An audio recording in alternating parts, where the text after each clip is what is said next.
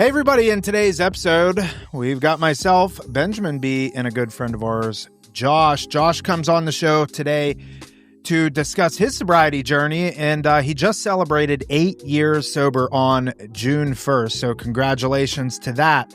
Now, what we do get into, number one, is geographical change. Josh is originally from West Virginia, and he ended up down here in Florida to attend a treatment program. And how he ended up here was really a God intervention. It was God doing for him what he couldn't do for himself. It was pretty fascinating how he ended up here.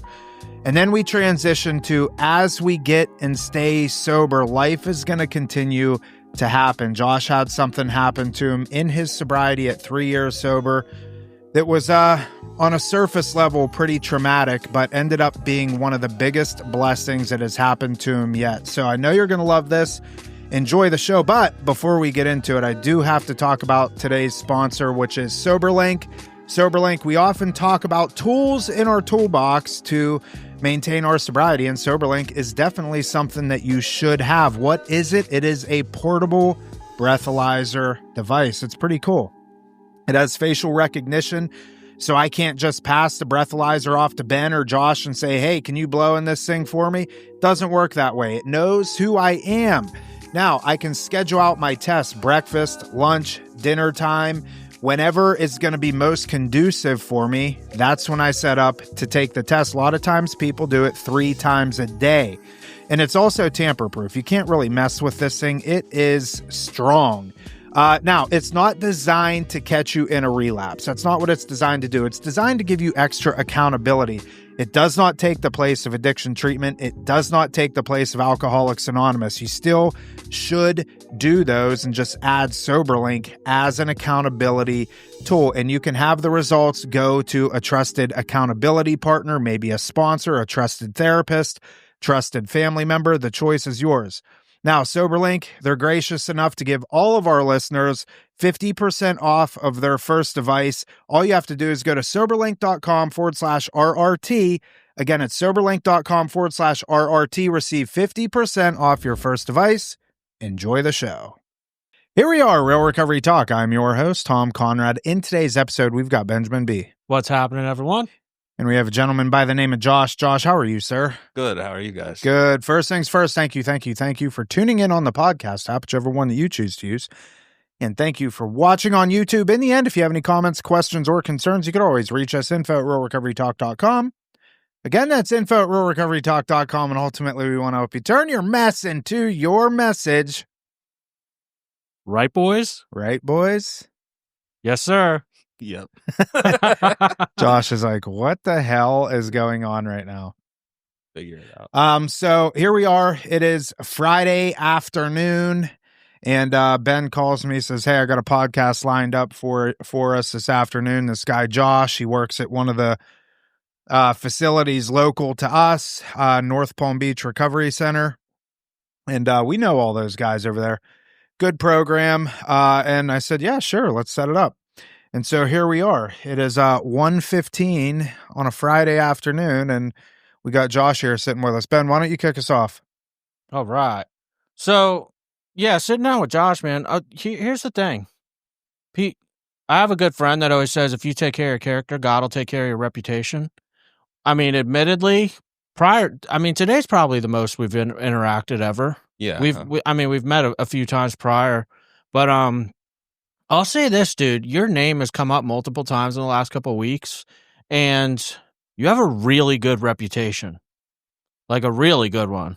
I appreciate that. And yeah, dude, it just going back to the fact, like, and in what we do, that is so important. And then in sitting downstairs with you, it was funny because you were sitting there and we had to make like a business decision that was a losing business decision for the business, but winning for the client. And what I mean is a lot of times within this field, you have to make decisions that are in the best interest of the client, even though it's not in the best interest of the business, financially, just to be blunt about it.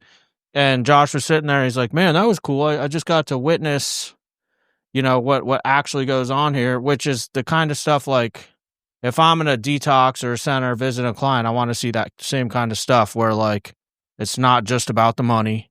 and they're going to make a decision based in the best interest of the client clinically. Because I literally tell our clients on the phone, like, for instance, they're like, how long's the program? I'm like, well, that depends on you and your progress with your therapist. Now, if you're killing it and you're ready to move forward, we're not just going to hold you because we're getting paid.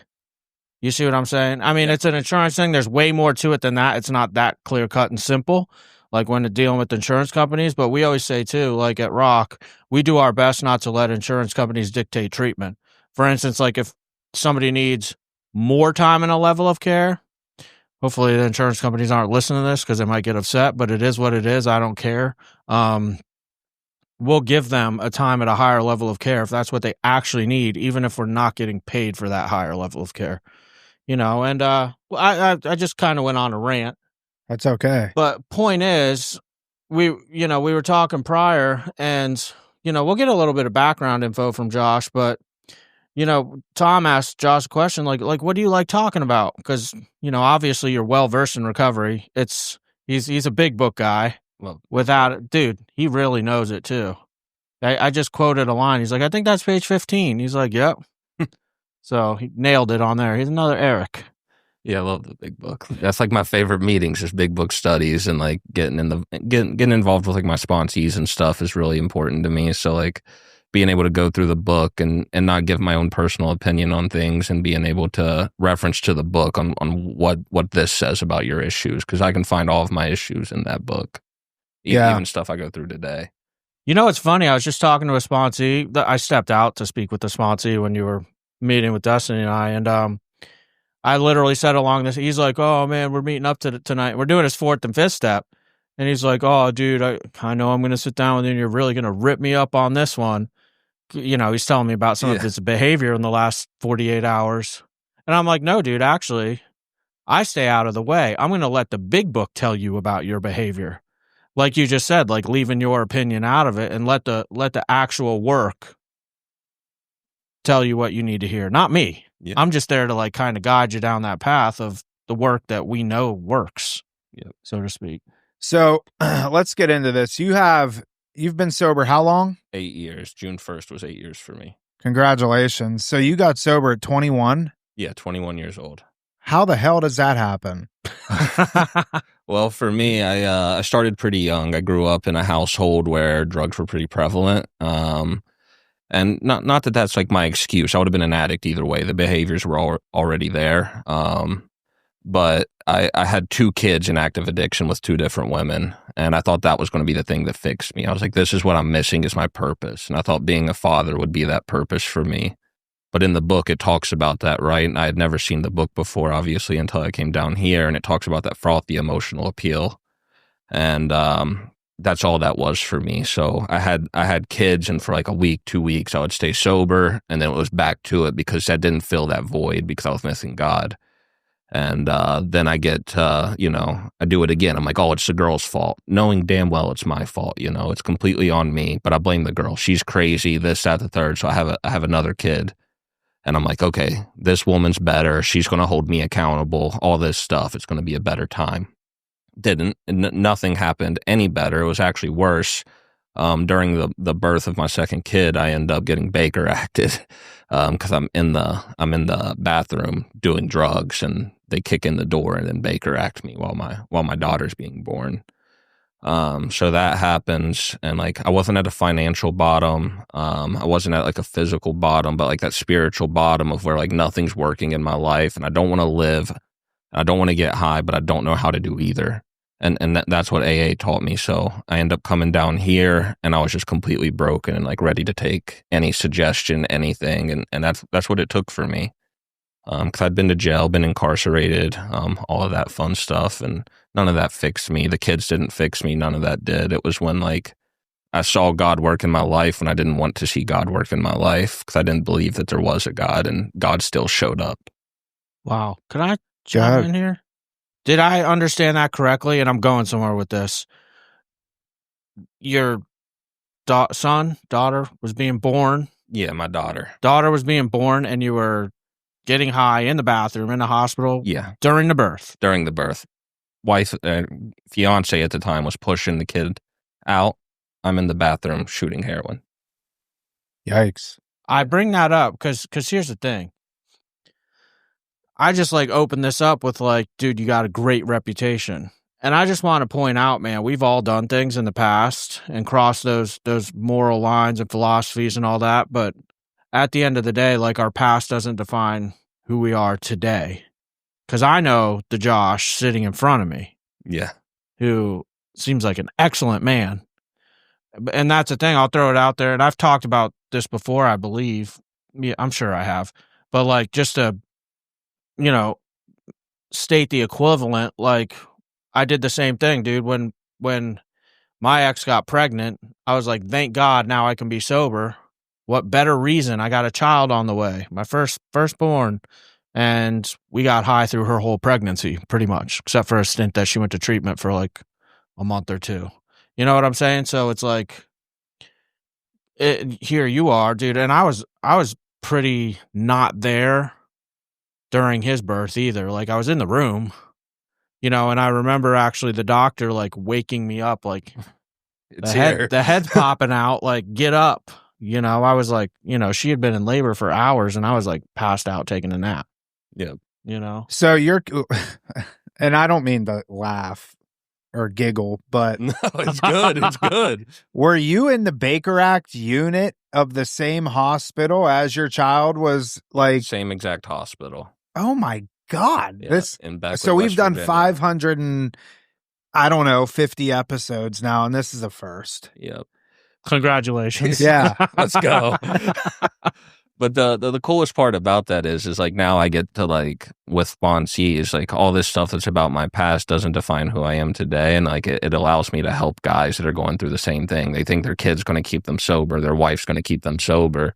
And I have definitive proof that it's not, you know, like I can literally show you all these things that like I did wrong in this and like lead by experience. And that's the coolest thing about my past is like, yeah, it's a bad past and all these things happened and I wasn't a good person, but it helps me to, you know, show a newcomer that like, even if you did those things, you can still move forward and get better.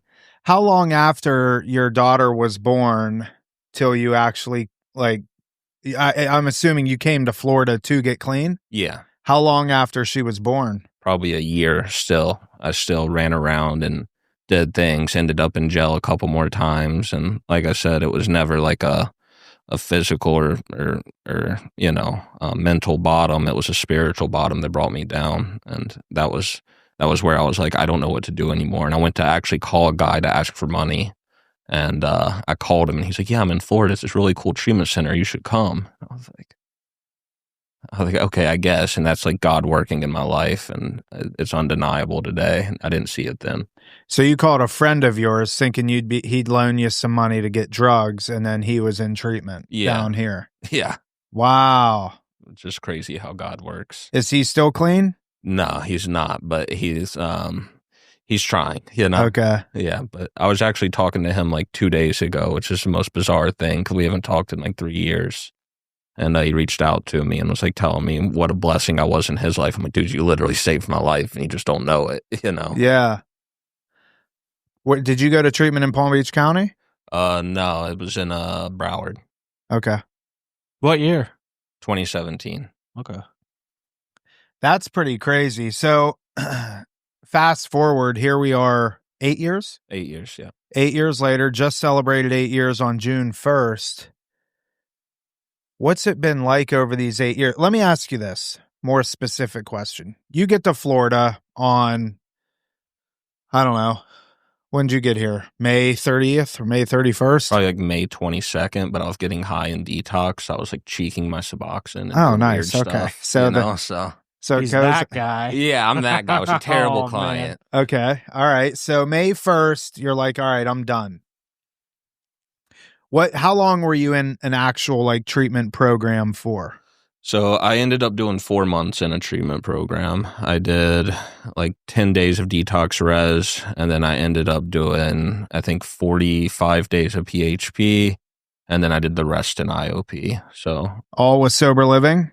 yeah, well, no, with sober living, including sober living, I was there for a year and a half. before I moved out and got my own place. Okay, so 2 questions. What was the most impactful thing for you during the treatment process in terms of your sobriety? So if we're thinking just the treatment process, what was the most impactful thing for you?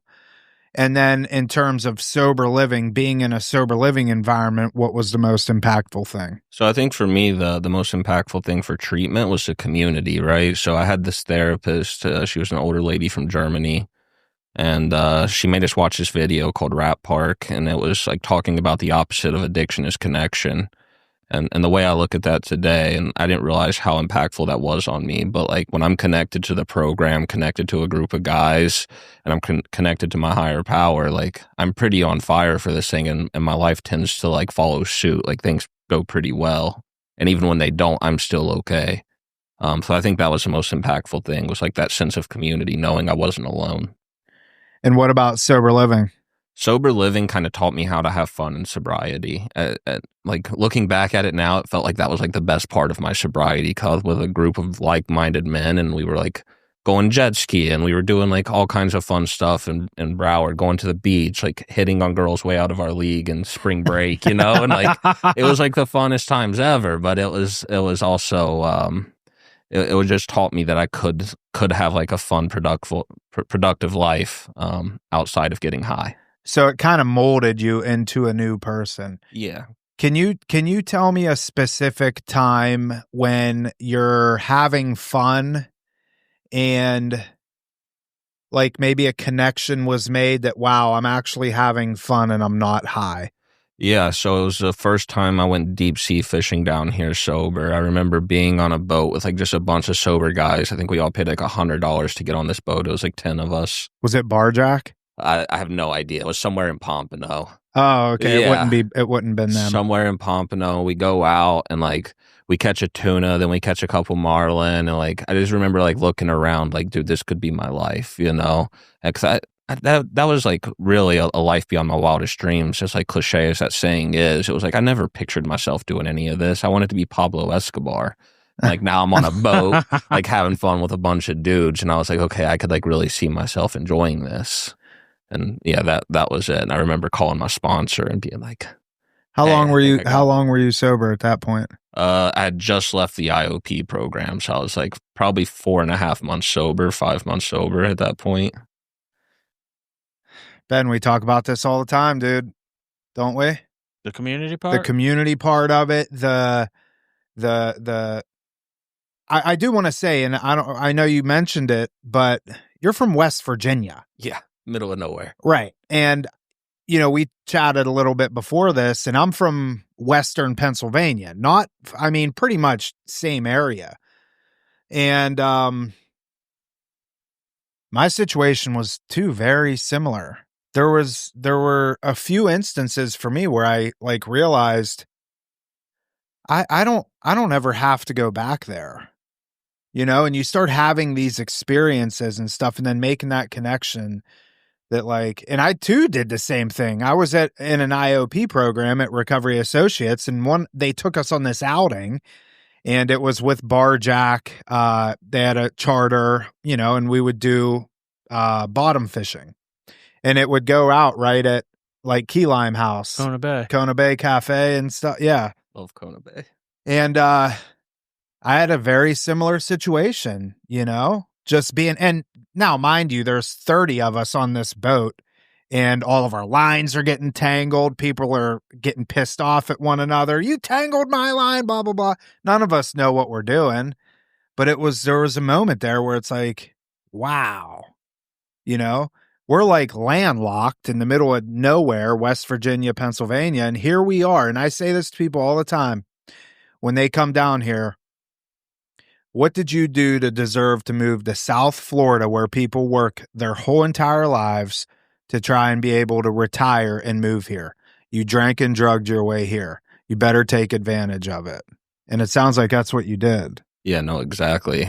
I think about that often. I'm like, dude, my grandma's been wanting to move to Florida since as long as I could remember. And I did a little heroin and got a full opportunity to move here and start a life here. And there was plenty of times when I could have or should have ruined it, and I definitely didn't deserve it. But God put me in the right place at the right time to meet the right people, and things just kind of worked out that way, and I had nothing to do with it. Yeah. Literally zero. It's crazy. It's crazy. As far as the 12 steps and stuff, when did you really dive into that? Probably, oh man. So the first couple months I was completely against it. So probably like 3 months in, I really dove in. I was very defiant. I was young. I was 21, thought I knew everything. And actually the housing director of the IOP I was at was like, you have zero chance, you're not going to make it. And that kind of woke me up. And then I got into like this rehab romance with this girl, and we decided we were going to go to this couples halfway. That lasted all of a month. And patient brokering was actually going on, and she was getting patient brokered somewhere and asked me if I wanted to go with her. I was like, no, I think I actually want to stay sober now. And she left that night and died, and that's kind of the catalyst that put me into the steps. Wow. Yeah. Define patient brokering for the listeners. It's when, in my experience at least, it's when somebody gets paid to either get high and go to treatment, and they go to a very shady treatment center essentially, and they're paid to relapse and continue to get high, and it's basically selling yourself. Yeah, that was a big thing 8-10 years ago. People were just getting passed back and forth from treatment center to treatment center. Yeah. It's not happening in South Florida anymore. Thank God. No, I just want to throw that out there for our listeners, because a lot of times I'll hear the rebuttals, and I'm sure you probably hear it once in a while, but a parent will be like, "Oh man, I heard don't send your kid to South Florida; it'll come back in a body bag." And yes, there was client brokering. South Florida was the pioneer of that, so to speak, but we are also now the pioneers of cleaning that up. And I mean, you essentially do like a lot of the role that I do. And I'll tell you this, if someone shady shows up to like one of the events where we get together for marketing purposes and business development and relationships and stuff, then people get outcast fast, dude. Very quickly. They don't last 24 hours with what we do anymore. Like, no, because it's real now. We understand we're dealing with humans and like lives, and it's not because essentially what it was back there was trading sports cards. It's how they looked at it, and it was disgusting. Honestly, it was like, oh, this is valuable. Let's trade for it. And it's like, no, this human is valuable. Let's make sure they get the right help. Yeah. And, well, I'll throw this out there too. Insurance companies don't pay what they used to pay either. Yeah. So like, there's not as much incentive to do that. No. Well, also, we're regulated now. We're probably the most regulated state in the country. We have a whole task force dedicated to making sure that we operate properly in Florida now. We have the sober task force down here, and most states don't have that. Right. Yeah, Florida's actually really on point now with all of that. And because of that, I think we have one of the strongest, if not the strongest, recovery community in the country. I mean, you can't go. I don't know now, but I mean, there's meetings all over the place. You can't go a mile without running into some sort of meeting somewhere, and just get online. I don't know if are you going to find a meeting from like midnight to 7 a.m.? Probably somewhere. There's a midnight meeting. Well, used to be. I don't know if I haven't been in a while at Central House. There used to be a midnight meeting at Central House. Yeah, there was one on North Lake too. For a long time. Oh, really? What's that place called? 417 Club? It was like the address club. Yeah.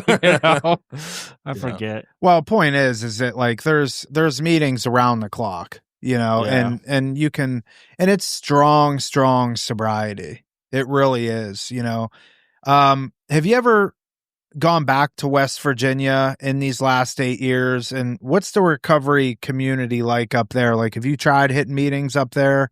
Yeah, so I've been to a couple out there, and it's a little different, like at the end of the day, a meeting's a meeting, and like once I walk in there, I kind of feel like a family regardless, because I understand like we're on the same journey, but it's definitely not the same, and there's not many, in my hometown, there's one meeting, and it's 2 days a week, so there's not a lot of sobriety there, and unfortunately, there's not a lot of resources there for people to get help. So that's why normally, like my friends and stuff that have been to treatment and myself, we have to seek options out of state because there's a larger presence of us that are like actually getting better.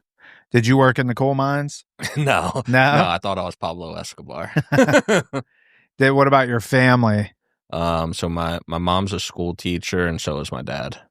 In West Virginia still? My dad is in North Carolina, and my mom's in West Virginia still. Do you have siblings? Yeah, one younger brother. And how's he doing?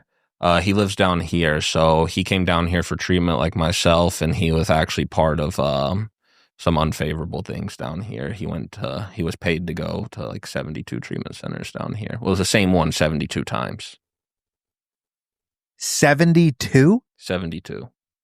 One center. 72 times. Is that center still open? No, they've been closed down since I think 2022. How does that even happen? Yeah, how does that happen? I don't understand. Yeah, he did 17 days leave, 17 days leave, 17 days leave over and over and over again. How's he doing now? He's much better. He's sober. So my brother had a bunch of medical problems. When he was born at 27 weeks, so he was 13 weeks premature. He wasn't supposed to live, so that in itself was a miracle that he did live. The doctors gave him less than a 1% chance. So even today, he's got like 17% lung function. Every time he goes to a doctor's office, they're like, you got 5 more years. You got, this many more years until you're dead. But no, he's doing much better now. He has his medical card and all of that, but like, this is the best I've ever seen him do, so I won't hate him for doing that, I'd rather him, do that than die out here. Sure. Yeah. And how old is he? He's 3 years younger than me, so he's 26. 26. Wow. Well, that's really cool, man. So before we started recording, I asked you what you felt passionate about in terms of talking about, and you had made the point of when we get sober, life is still going to happen. Yeah. Let's dig into that a little bit. Yeah. So when I got sober, I was very, I was on like this pink cloud, I guess is what you would call it, for a long time. Honestly, like after I did my steps and stuff, probably the 1.5 2 years following that, I was on this pink cloud, and I really thought this was like going to be the thing. Like I was just always going to be happy. Everything was always going to go the way I wanted it to. And to be honest, I was just so used to things going so bad. I think anything that happened good in my life, I like made a mountain out of it almost. And I had no balance in my life. But when I was, I think 3 years sober, my daughter was born. Yeah, 3 years sober, my youngest. And we found out probably 6 months later that she had cerebral palsy. And at that time, I was angry at God. I was upset. I was resentful. All of these things. So I stopped going to meetings, stopped doing all these things. And I'm like, obviously the thing doesn't work. So I finally called my sponsor one day, because it's either call him. And like, for me, it wasn't even drink anymore, because I knew that wasn't the solution that worked in my life. It was more like suicidal thoughts. And, I'm calling him about it, and he's like, did you ever think that this was like a blessing in your life? Because I'd been an absent father for my other 2 children, just a complete absent father. He's like, maybe God's teaching you how to be a present father. And I never looked at it like that. And how true that was for me. It taught me how to be present in a child's life. And like all these fears I had that she would never walk, never talk, all these things, because that's what the doctors were telling us. They said the scar on her head was huge, this, that, and the third. And she might never walk, might never talk. And today she walks, she dances, she laughs, she goes to school, she hits all her milestones. And like, that's just a direct correlation to like how God works, Wow. And it was incredible, the perspective change that happened all from one call. Wow. She was diagnosed at what age? So at 6 months they knew, so we couldn't get the true diagnosis until she was 18 months old, so 1.5 years. But at 6 months they told us she had cerebral palsy. They were pretty sure of it because she couldn't use her left side of her body very well. And now fast forward, she's 5? Yeah, 5. And she's dancing and walking, talking. She's enjoying normal life. Yeah. That's incredible. Yeah. It's really incredible. And like, I actually get to be present with her. And I think that's the most beautiful thing, is it taught me how to be a dad and I looked at it as a punishment, and I had no idea what it had in store for me, no idea what God had in store, you know? And I still to this day, sometimes I think I do, even with 8 years, I think I know what's best, or I think I know how things are supposed to play out. I have no clue. I'm not a future teller, and I'm not God, you know? Yeah. Huh. That story gave me chills, you know? Looking back on these last 8 years, and obviously your daughter being born, what's it been like, you know, being able to impact people's lives like yourself? You know, you talked about having sponsees and stuff. Like, take us through kind of like, what does your recovery look like today?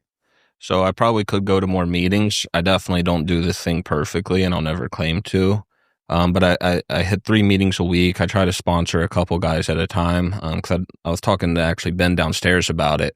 I don't want to do a disservice and sponsor 6, 7 guys and not be able to give them the time they need. You know, I don't want to tell them, yeah, and then not be able to show up, not be able to answer a phone call, and all the stuff that comes with sponsoring somebody. But sponsoring guys gave me a purpose.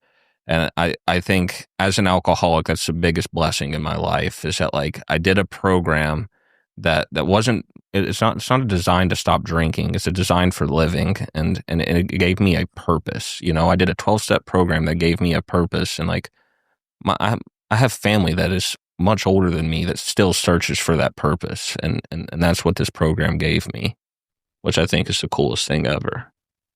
Yeah. We have an unfair advantage, right, Ben? Yes, sir. What do you got, Ben? Anything? It was just so well said. It is a design for living. That's the irony in the whole thing. People think that they're coming to treatment to learn to quit drinking, and the reality is we're here to teach them how to live life. Yeah. Literally. Like, dude, you don't have a drinking problem, you got a personality problem. Yeah. Let's fix that. You know, I'm quoting my sponsor on that one. You said something earlier that before we hit record that caught my attention. And I tend to agree with the statement. However, hear the whole thing out, listeners. You made a statement that treatment's not the answer. However, you're an advocate for treatment. Yeah. What do you mean by that? For me personally, I think treatment centers are great in the sense that they're going to give you structure, accountability. You're going to have therapy, but that's not going to cure your alcoholism, right? Like, I had structure and accountability in jail. I had structure and accountability in drug court, and all these things. I've been to plenty of therapists before I ever decided to go to treatment, and that never cured me. And like, I think therapists do great work. But on the flip side of that doesn't teach me how to live. It's not the same as another alcoholic sitting with another alcoholic. And like the book tells me, it must hold depth and weight. So it has to come from like somebody like you that's been there, somebody like you that's been there that's going to sit down with me, catch my attention, and be able to offer me a solution, because you've been through the same thing I've been through, and you offer me a way out. And I genuinely think that's the most beautiful thing. But to get back to the point is like, do I think treatment's great? Absolutely. But I also don't think that's going to be your sobriety, right? Mhm. Because like what you do outside of treatment's much more important. So like going to these groups, going to your therapy is cool, but after you leave here, what are you doing? Because if you replace this with your work day, right? Your 8-hour work day, what are you doing after that 8-hour work day? Are you going home and sleeping? Are you going home or going to the beach, whatever? Or are you like going and finding a new solution? Because alcohol and drugs were my solution. So now I need to find a new solution to living life on life's terms. And I think that's where the real sobriety happens, is when I do my steps and when I get connected to a group of men around me. Yeah, dude, I kind of look at treatment like it is a fast introduction to what comes after treatment, so to speak. In other words, like one of the things that I've picked up on that happens at Rock is like we'll bring our clients to a meeting. We'll introduce them to the right people to be around. You know, if someone's having a hard time finding a sponsor, we'll straight up be like, hey, man, meet this person and go from there. You know, it's I always say AA is the best discharge plan on the face of the planet. Like, the fact of the matter is, like you said, your alcoholism, your drug addiction is not going to be cured in treatment.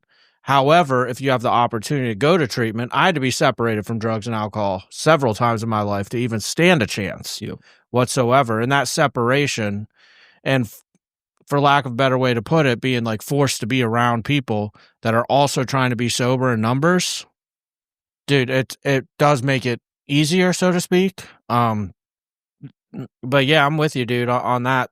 Like, I don't want anybody to be under the impression that they're going to do 90, 120 days with us.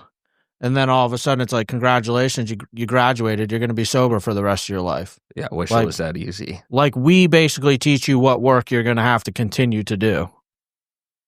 You know? Yeah, I genuinely wish it was that easy for me to like do 90 days in treatment and never have to do this again, you know, but it's not, you know, and like I have to continue to grow spiritually. And like one of the things we were talking about, I guess, before we started was, you know, what it says in there is like faith without works is dead. You know, if I don't grow along these spiritual lines, I'm not going to be able to, you know, withstand the certain low spots and trials ahead.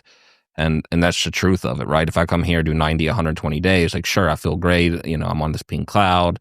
I go home and then life shows up. It's like, oh shit, what do I do now?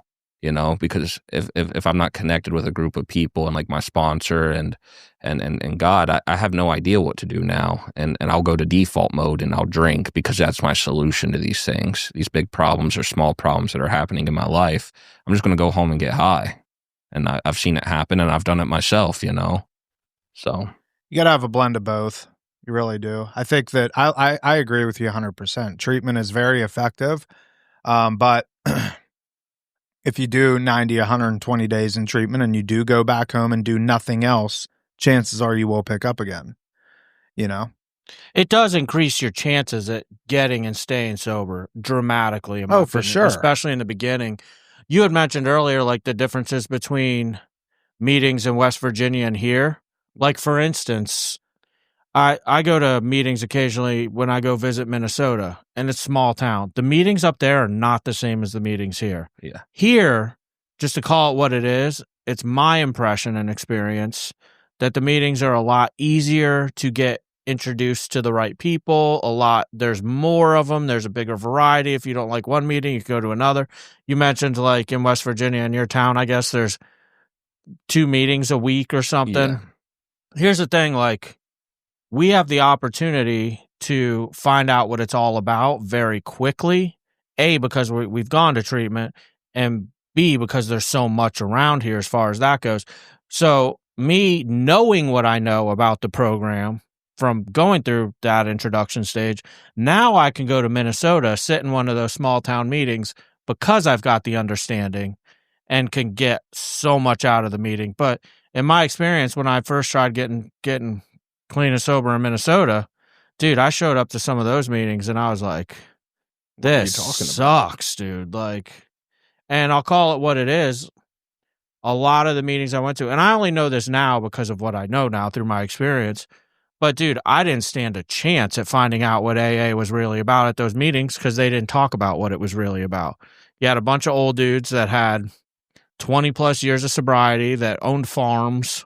They were literally like farmers, dude. And they sat around drinking coffee and told me how Old Yeller got out this morning. Like, yep. You know what I'm saying? Like, something nice about that though.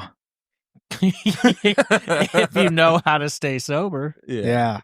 I'm going back up to Pennsylvania in August and I'm looking forward to it. And, you know, it's a totally different world up there. You go in you know, into a diner or something and you got, you know, 10, 12 old dudes sitting there and it's having coffee. It's just so quiet. It's so peaceful. It's gorgeous. I'll say this though. I'm curious your thoughts on it, both of you, because it sounds like we've all spent time in a small town. Like, I was born in South Florida. In active addiction, I needed more.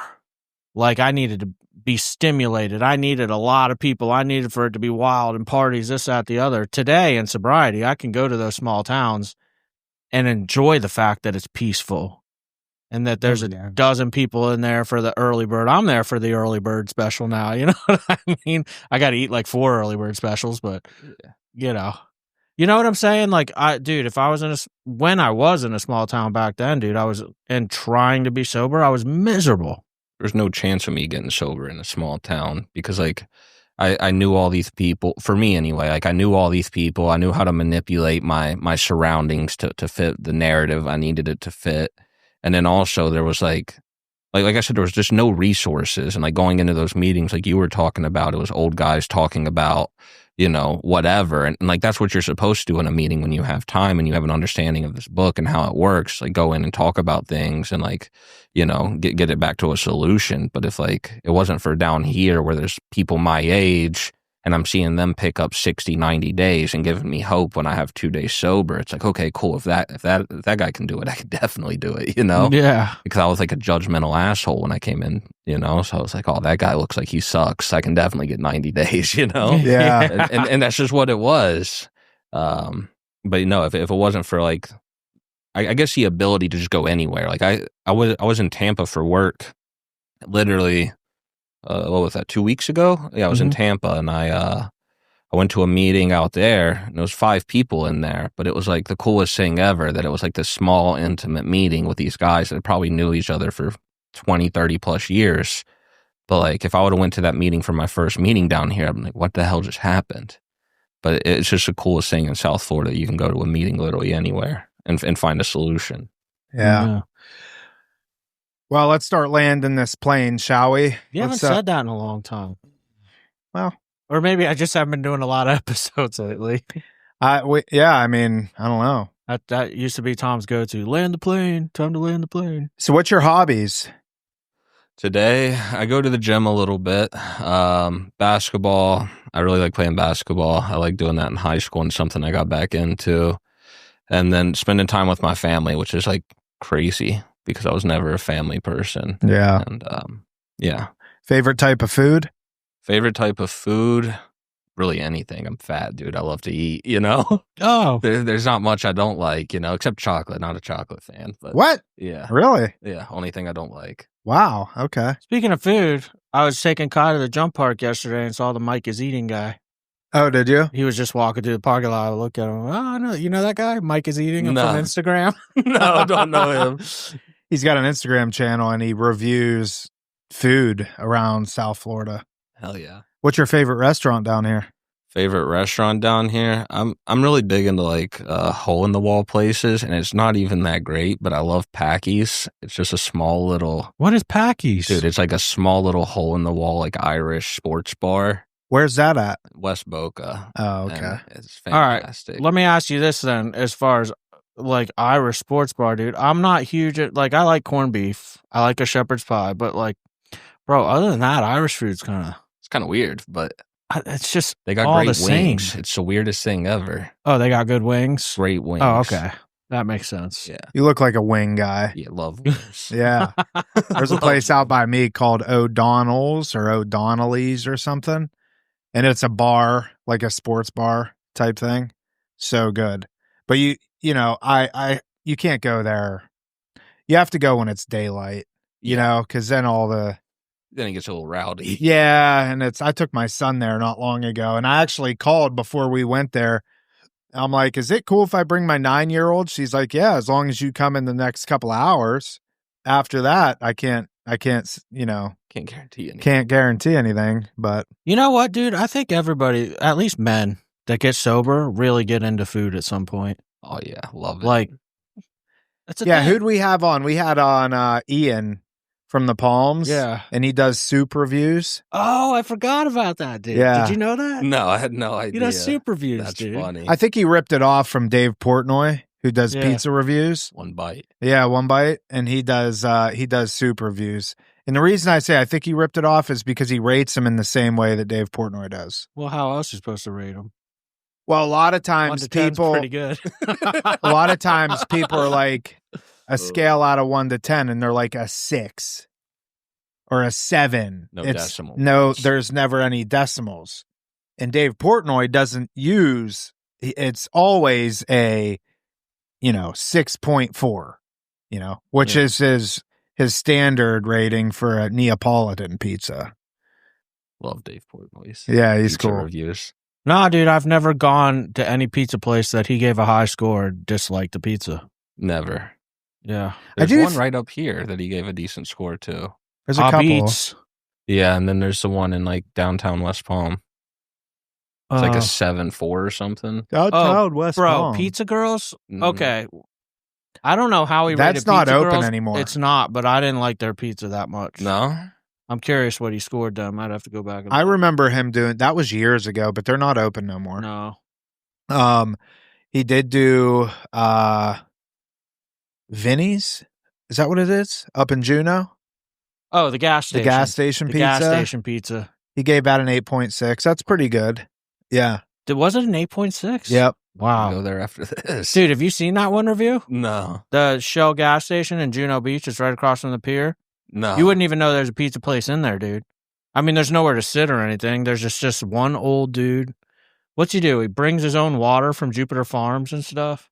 Oh, I don't know about that. I just know he's either cooking pizzas or he's sitting out back smoking Marlboro Reds like a chimney. Yeah. That's all he does is makes pizzas and smokes cigarettes. And you know what's funny? You know how he always eats just cheese pizza? Mm-hmm. Like the guy was telling him like it had banana peppers on it and this like garlic dipping sauce on it. And he's like, no, this is my cheese pizza. He was trying to explain to Dave, like, he's like, I want cheese pizza. He's like, but the banana peppers is my cheese pizza. Yeah. And he ended up eating it, dude. It's really good. Yeah. That sauce he uses though is really strong. Yeah. Yeah. Well, cool, man. This was fun. So he wasn't as bad as you thought, right? No, not as nervous now, so I appreciate it. So, Ben, any final thoughts? No, it was fun. Like always, man. I love getting to know somebody on this platform. You got a great story, bro, and open invitation anytime you want to come back on. Thank you, guys. I appreciate it. All right. That is it for this episode of Real Recovery Talk. Thank you for tuning in. In the end, if you have any comments, questions, or concerns, you could always reach us, info@realrecoverytalk.com. Again, that's info@realrecoverytalk.com. And ultimately, we want to help you turn your mess into your message. That is it. We will see y'all later.